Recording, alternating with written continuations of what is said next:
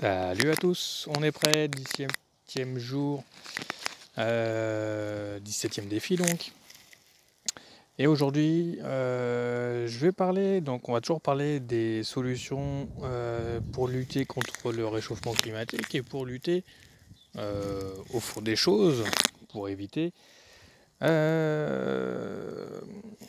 fin de notre civilisation, avec des grands mots. Et oui, je vais utiliser des gros termes et des phrases putaclic, on va dire, par rapport justement au sujet que je vais aborder aujourd'hui. Et donc je voulais parler aujourd'hui, en cette journée où il se passe beaucoup de choses dans l'actualité et où justement, c'est drôle, on ne voit pas que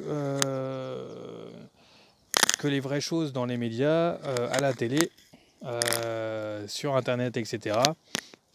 Notamment beaucoup de chiffres sont faux. Et justement, ça m'amène à vous parler de l'agriculture aussi également.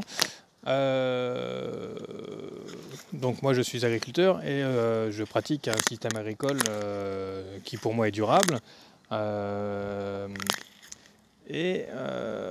Justement, quand l'agriculture apparaît dans des journaux, dans les médias, à la télé, etc., souvent il est dit des choses qui sont fausses.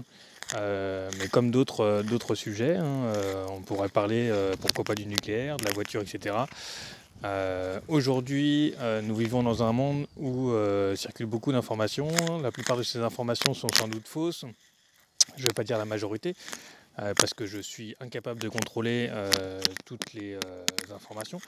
Par contre, justement, je voulais vous dire que quand on parle climat aussi, il est bon de contrôler les informations qu'on diffuse, les informations qu'on lit. Il ne suffit pas de lire un titre et de le transférer ou de le faire circuler en tout cas pour dire là, il se passe telle chose. Non, lisez d'abord l'article. Ensuite, l'article, allez le confronter à d'autres informations. Pourquoi pas pour voir si les informations qu'il diffuse sont exactes ou pas. Enfin bref, voilà tout ça pour vous dire que les fake news, etc. ne sont pas forcément bonnes pour le climat. Et peuvent faire apparaître d'autres problèmes qui sont très mauvaises pour le climat. Et aussi pour le bien commun de tous.